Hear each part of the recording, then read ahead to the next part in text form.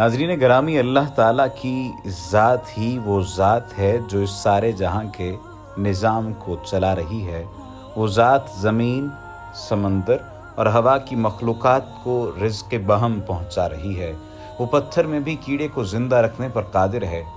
یہ اللہ ہی کی شان ہے کہ اس نے رزق کا وعدہ کیا اور اس کی ذمہ داری اپنے ہاتھ میں رکھی، کیونکہ کسی انسان کے بس میں نہیں کہ وہ ساری مخلوق کے رزق کی ذمہ داری اٹھا سکے۔ اسی حوالے سے ایک واقعہ شیخ عبد الرحمن بن سلام المقری نے کتاب العقائد میں نقل کیا ہے، جس میں حضرت سلیمان علیہ السلام کی جانب سے مخلوقات کی دعوت کا تذکرہ ملتا ہے۔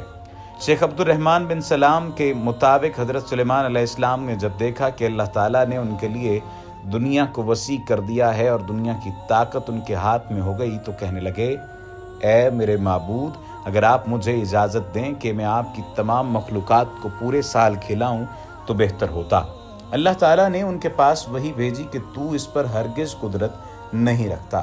حضرت سلیمان علیہ السلام نے پھر درخواست کی، یا الہی، ایک ہفتے کے لیے ایسا ہو جائے۔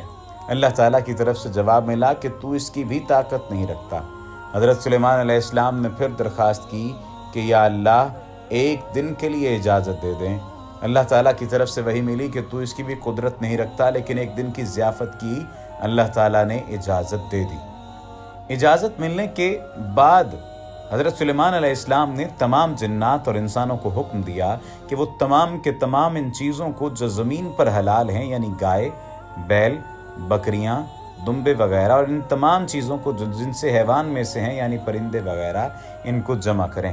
چنانچہ جن و انس نے ان تمام کو جمع کر لیا اور بڑی بڑی دیگیں تیار کی گئیں، اور پھر ان تمام جانوروں کو ذبح کر کے ان کو پکایا گیا۔ حضرت سلیمان علیہ السلام نے ہوا کو حکم دیا کہ کھانے پر چلے تاکہ خراب نہ ہو۔ پھر کھانوں کو جنگل میں پھیلا دیا گیا۔ اس کھانے کی دعوت کی لمبائی 1 مہینے کی مسافت کے برابر تھی اور اس کی چوڑائی بھی اتنی ہی تھی۔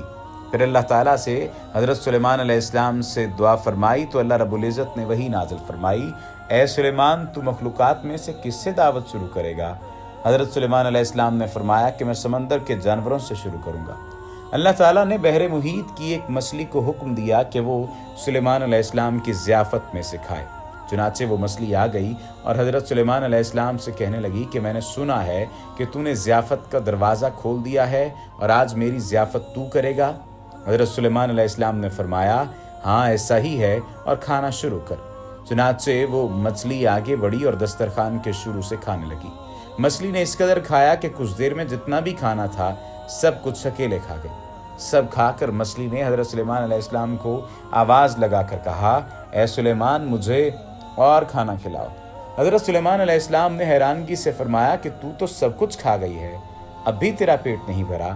یہ جواب سن کر مچھلی بولی، کیا مہمان کے لیے میزبان کا ایسا جواب ہوتا ہے؟